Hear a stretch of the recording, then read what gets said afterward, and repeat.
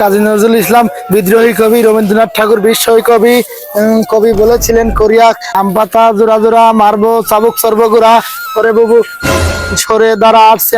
এই শোন, এই তুই যে কাজ করিস আর এইভাবে লেখাপড়া করিস, এইভাবে লেখাপড়া করে তুই জীবনে কিছু করি পারবি? কি করবো ভাই কন, আমার ব্যবসা তো ভালো লাগে, গাঁজা ভাত খায়, আমার সংসারও চালান লাগে, লেখাপড়াও করার লাগে। আচ্ছা তুই এসব কাজ কাম বাদ দে, আমরা সবাই মিলে তো লেখাপড়া খরচ দেবো, তুই লেখাপড়া কর। হ্যাঁ, আমরা তো লেখাপড়ার সমস্ত খরচ দেবো, তুই ঠিক মতো লেখাপড়া করিস। আরে দিলে টাহা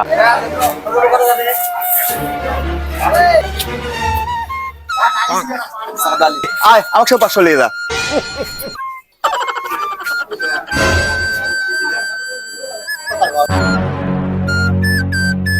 এ বিল্লাল, ওই সাল লাগবে, আমরা প্রতি মাসে মাসে লেখাপড়ার টাকা দেই। ও বাড়িতে কিরকম লেখাপড়া করে, চল তো একটু দিয়ে আসি।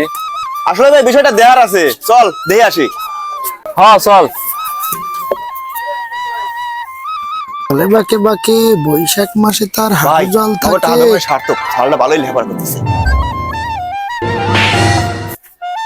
কি কাকা, আপনি তো সবসময় দেখি গাঁজা মাজাই খান, আপনার সালের লেখাপড়ার কি অবস্থা? কিসের লেখাপড়া?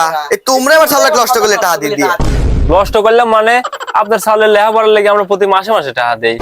এই টাকা দিয়ে দিয়ে যে নষ্ট করছি, আমি জীবনে কোনোদিন দেইনি আমার সালে লেখাপড়া করতে।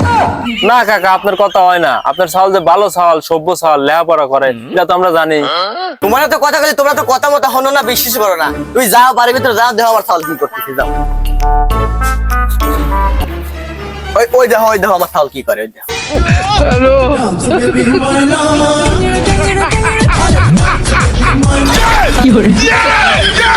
দাও আরো টাকা দাও।